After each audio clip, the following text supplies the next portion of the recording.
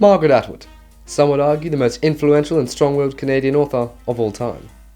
Born in the glorious city of Ottawa, Ontario, and raised amongst the backwoods of Quebec and Toronto, Atwood, graduate of Radcliffe College, stands strong today as one of the finest novelists, environmental activists, role models, and feminists there is. She's a very politically aware woman, and her feminist viewpoints are loud-spoken. Her voice demands for human equality and freedom of expression, as well as choice.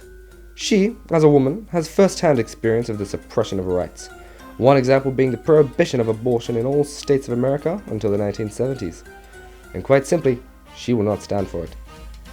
She holds respectable morals and values right by her sides at all times, with feminist viewpoints stronger than anything else.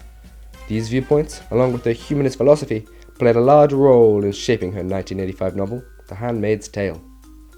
Well, how, you might ask? Well, drawing from the 1970s abortion rights movement, in which Margaret played a large role in advocating, Atwood displays a direct reflection of American society at the time, as well as ongoing years.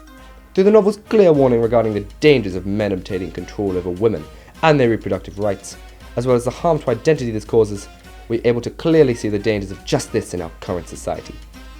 Her feminist perspective shapes her deeply misogynistic, faithfully religious, corrupt antagonists that collectively paint crystal clear pictures of those inspiring the ban on abortion, and from experience, she is able to infer how this alters women's perception of themselves and sense of self-worth.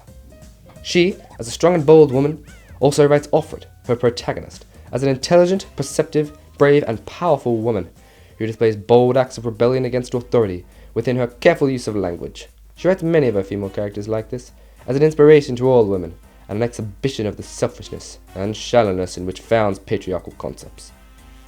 The book is written entirely through a feminine lens, if not made abundantly clear with the other ideas.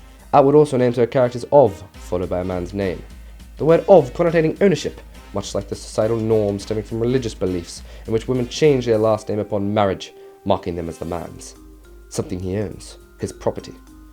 We are urged of the negative connotations of this, as through the female character's longing for individuality, we can come to an understanding that this name, this restriction, plays a major role in keeping that from them. Serious stuff, ladies and gentlemen. Serious stuff indeed. Thank you for listening. Good night.